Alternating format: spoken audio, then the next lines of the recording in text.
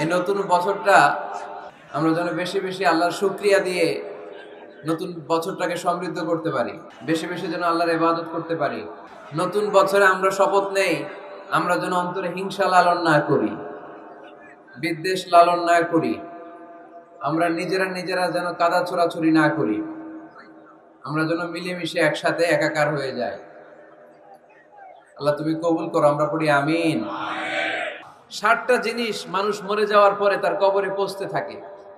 ইন্না মিম্মা ইয়ালহাকুল মুমিন মিন হাসানাতিহি বা'দা মাউতিহি, মানুষ মরে যাওয়ার পরেও যে 60টা জিনিস তার কবরে পৌঁছায় তার মধ্যে একটা হচ্ছে মসজিদান বানাহু, সে যে মসজিদ বানিয়ে গিয়েছে ওই মসজিদের সওয়াব। সুবহানাল্লাহ পড়ে।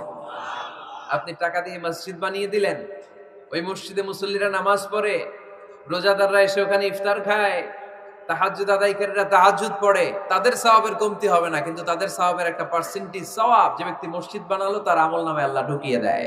সুবহানাল্লাহ বলতে পারলেন না?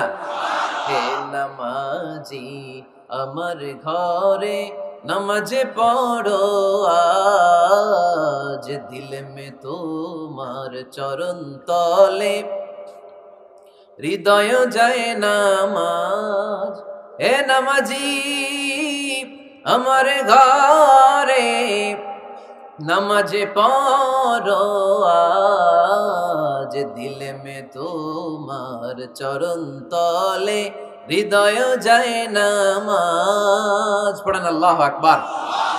কি সুন্দর লিখেছেন কাজী নজরুল ইসলাম। মসজিদ কেমন যেন মসজিদ তার নিজের ভাষায় আল্লাহর কাছে কেঁদে কেঁদে ফরিয়াদ জানায়, আল্লাহ নামাজিরা আমার ঘরে আসে না, কি সুন্দর টাইলস, কি সুন্দর মুসল্লা, কি সুন্দর এয়ার কন্ডিশন, সব আছে কিন্তু মুসল্লি নাই, ঠিক কিনা?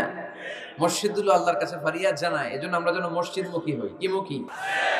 কাজী নজরুল ইসলাম খুব সুন্দর করে বলেছেন, মসজিদেরই পাশে আমায় কবর দিও ভাই, ঠিক কিনা? মসজিদেরই পাশে আমায় কবর দিও ভাই, যেন গড়ে হতে মুয়াজ্জিনের আযান শুনতে পাই। আমার গোরের পাশে দিয়ে ভাই নামাজিরা যাবে, পবিত্র সেই পায়ের ধ্বনি এ বান্দা শুনতে পাবে। গোরা যাব হতে গুনাহগার পাইবে রেহাই, মসজিদেরই পাশে আমায় কবর দিও ভাই।